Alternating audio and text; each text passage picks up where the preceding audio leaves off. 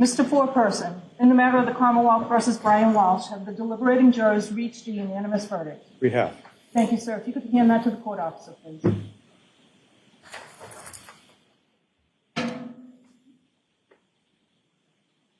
They're going to review it and then read in the verdicts. The jurors pronounce the verdicts in Massachusetts, different than other jurisdictions where the clerk does it. The judge is going to look at those verdicts and make sure that everything makes sense. Remember, it's only one charge. There's options. Not guilty, guilty first, guilty second. Those are the only options here. So the court's going to review those. A lot less to review than in other cases we've watched together. In the matter of the Commonwealth versus Brian Walshe, Norfolk Superior Court Criminal Indictment Number 2023-0091. As to count one, wherein the defendant Brian Walshe is charged with murder in the first degree, what say the jury? Is the defendant guilty or not guilty? Guilty. Guilty of what, sir? Murder in the first degree. Murder in the first degree, so say you, Mr. Foreperson. I do. Guilty of murder in the first degree, so say all deliberating jurors. I do. Thank you. If you could hand that back to the court officer, please. He's like nodding his head and then the eyebrow raise. Guilty of murder in the first degree, so say all deliberating jurors. I do. Thank you. If you could hand that back to the court officer, please. So they're going to poll the jury. Juror number one. Juror in seat number one. As to the verdict of murder in the first degree, is that your verdict? Yes, it is. Juror number two, is that your verdict? Yes. Juror number three, is that your verdict? Yes. Juror number four, as to the charge of murder in the first degree, is that your verdict? Yes. Mr. Foreperson, is that your verdict? Yes. Is that your verdict? Yes. Juror in seat number 8, is that your verdict? Yes. Juror in seat number 9, is that your verdict? Yes. Juror in seat number 10, is that your verdict? Juror in seat number 13? Yes. Is that your verdict? Yes. Juror in seat number 14, is that your verdict? Yes. And last juror, is that your verdict? Yes. Your Honor, all jurors answer affirmatively that the guilty of first degree is their verdict. The verdict may be recorded. Please Thank be you. seated. Your Honor, I believe that we could do it as early as Wednesday of this week, but I believe if it's available to the court, we can also do Thursday or Friday. This week, I know that the Friday's prosecution definitely not said, a good day for the court because I have other things scheduled. I anticipated the trial was going to be running, so I scheduled other things, although we could do it Friday morning. Does the defense... let's be real, Your Honor. All of us expected that the trial would still be going on, and you told the jury it was going to be a half day on Friday. So if it was going to be a half day on Friday, of course you had things planned for the afternoon. have any preferences to the timing of the sentencing? Your Honor, given the Commonwealth's recommendations, we'd actually request Wednesday at any point, if that's possible. All right. I think it will be. I'll just, the only reason that I wouldn't do it on Wednesday is I do want the victim impact statements, regardless of the implications of the jury's verdict. It may have bearing on my sentencing on the other counts to which he pled guilty. That's right. All right. Thank you very much. Thank you, Your Honor. All rise. Matter is continued to December 17th at 9 a.m. for sentencing position. Brian Walshe is going to be sentenced on Wednesday morning, December 17th at 9 a.m. local time. The sentence on the first-degree premeditated murder is fixed. It is a life without parole sentence. That is the fixed sentence. The fight between first-degree murder and second-degree murder in this case was legally over the premeditation, but was practically over the possibility of parole, because on a second-degree murder, you can be sentenced to a term of years, 15, 20, 25, plus the other cases, a term of years plus to life. So there's an opportunity for parole after those fixed amount of years are served. When it comes to the life without parole sentence, or the period, the sentencing on the other cases may change because there was a enhancement depending on the misleading law enforcement due to the nature of the case. And with the nature of the case that the jury has now found, I think he is eligible for that enhancement. So at sentencing, he will be sentenced on the disposal of Anna Walshe. I think the enhanced sentence on the obstruction, because he was obstructing in relation to a case where life could be the potential sentence. So it'll raise that. But does it matter? I mean, no, because the only sentencing option in this case is life without parole. So what can the judge sentence him to? Well, on the first degree murder, he's going to get sentenced to life without parole. And then it might be life without parole plus 10, 20 on the other counts. Does it matter? No, because you're not going to serve that time, and that time doesn't add to the minimum time before parole. If there was a second, then it would be whatever that fixed year was plus the time on the other case. That's not the case here. There's no plus, but they're going to sentence him on that anyway. And I think the judge will probably max him out on the charges that he pled for. Why? Why will the judge max Brian Walshe out on counts 2 and 3 that he pled guilty to and make sure that he gets the enhancement on lying to police or obstructing justice in connection with a life crime? Obstructing justice in connection with a petty theft is a very different thing than obstructing justice in connection with a first-degree murder. Why would the court want those enhanced sentences? If there is anything that happens on appeal, if the law changes down the road, if the jury instructions change down the road, there can be appeals for this case long into the future, 10, 20, 30 plus years of appeals on this conviction. So maxing him out on the underlying crime assures that if there is an appeal, he stays in custody while those appeals move forward. If we see motions for new trial before this court, we will cover them. But yes, he's going to appeal. Will it be with these attorneys? With the motion for new trial, possibly it will be with these attorneys. Well, they will argue before the court and say, hey, Your Honor, same what we said in the motion for a judgment of not guilty. Same argument there. And the court will deny it. And that's another procedural step before we get to the appeal. What will his grounds for appeal be? The grounds for appeal are going to be, we disagree with the court's rulings on these things. The court should have ruled this. The court should have ruled that. The court should have allowed the jury to know about his guilty pleas. That might have been a substantial factor in him choosing not to testify. They're going to appeal in pretrial motions, in motions in limine. The court granted this motion and they shouldn't, or the court denied this motion and they shouldn't. And then, hey, in trial, the court ruled this and they should or shouldn't have. That's the basis of the appeal. What those bullet points will be, it's going to be up to the appellate counsel that he will get appointed down the road. I don't imagine it's going to be these defense attorneys that are trial attorneys that are going to be doing his appeal.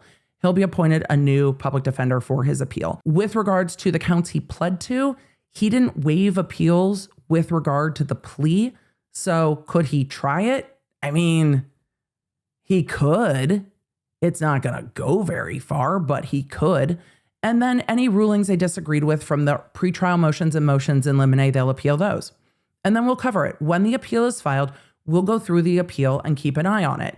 Hey, Leonard, if you are still thinking about the holidays and shopping for loved ones, friends, or yourself, it's time to check out OneSkin. OneSkin has launched incredible limited edition holiday sets. We have several of them at our house because I needed backups to the new peptide lip mask. You can get the brand new peptide lip mask along with the facial moisturizer and an incredible metal gua sha tool that is so nice when you cool it. Not only does it feel lovely on the skin, but it is a great sculpting tool. We love a peptide lip mask using OneSkin's proprietary OS1 peptide that is in all of my favorite OneSkin products, including my beloved facial moisturizer and the body cream. The body cream is so popular at my house that Dr. B and I each have our own so that we don't fight over it. And you know, I love working with OneSkin because their products are so easy. They are designed to layer seamlessly and remove steps that are unnecessary, so skin health is easy at every age. So if you want to check it out for yourself, Leonard, for a limited time, you can get 15% off OneSkin using code LEONARD. That's code LEONARD at oneskin.co/LEONARD, or just hit it down below. And if they ask where you heard about them, let them know it was The Emily Show, Case Briefs. Let's get back to it. I just wanted to also to say we did hear from Anna's sister, and her comment was, justice has been served, and we agree wholeheartedly with her comments as well. It was a great honor to work with Tracy and Ann on this trial, two of the finest lawyers I've ever got to know, and also to go against Kelly and Larry, who are extremely They're good lawyers. Extremely good lawyers. Yeah. but I want to say thank you to our law enforcement partners, but in particular, one person who worked on this Cohasset. case day after day from the beginning was Sergeant Harrison Schmidt. When Cohasset lost one of their own, they stopped everything and tried to find this woman, and one person never gave up on that case, and it would be Sergeant Harrison Schmidt. Thank you very much. For all of you that have asked, why is this case so much different than others we've seen? One, it's a very different circumstance. Two, Cohasset was in charge. Yes, former Trooper Proctor was the case agent, lead investigator for the MSP part of the case. However, Cohasset was the lead of this case. Cohasset was asking for what they needed. Cohasset was calling the plays, essentially, if we're going to use sports ball analogies. MSP helped them execute those, but they were not the ones making the calls. And that is a big difference here. Harrison is here today, so thank you, Harrison. So I just want to end and close by, let's not lose sight of the fact that Anna's 3 young children will be without a mother.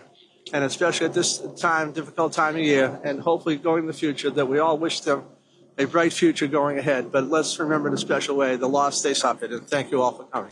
I imagine we're not going to see anything from the defense.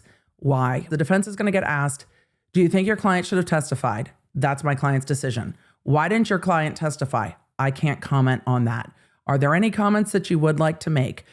We will be appealing. Sentencing is on Wednesday. There's not much else the defense can say. I think the defense attorneys did a good job with what they had. I don't think at the end of this trial, anyone can say that the defense attorneys were not zealous advocates for their client, but they only had so much to work with.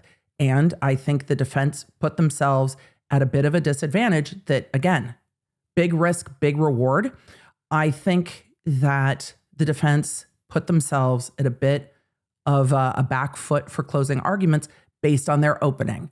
I don't know how that happened. Look, that's a strategy call on the attorneys when they're doing their opening. That is not a call for the defendant. But if this case has been like, we ride, and Brian Walshe was telling his attorneys, we ride, I'm testifying, this is my story, there's a lot of reasons that could go off the rail at the end. There's always a possibility the defendant's not going to testify. Donna Adelson was like, I'm testifying, no testimony. There is something different from being in the courtroom with your attorneys or being on a call in lockup with your attorneys. It is different than looking at the jurors in the face and being like, oh, and then you see the prosecutors do their shit. Like, prosecutors in court for motion argument and prosecutors in court with witnesses are two different people. I mean, often they're the exact same person, but it's two different vibes. Trial vibe and court vibes are not the same. And this trial was a great example of that because we saw the court and the attorneys working together on jury instructions. And at one point, Tipton's like, excuse me, page 1. And the court's like, are you serious? Are you messing with me? And you saw a little bit of them working together in court without the jury presence. And you saw a little bit of the collegial respect in court with them working together. That's what the defendants see until the jury comes in. And once the jury comes in, the prosecutors are in a completely different mode of prosecutor.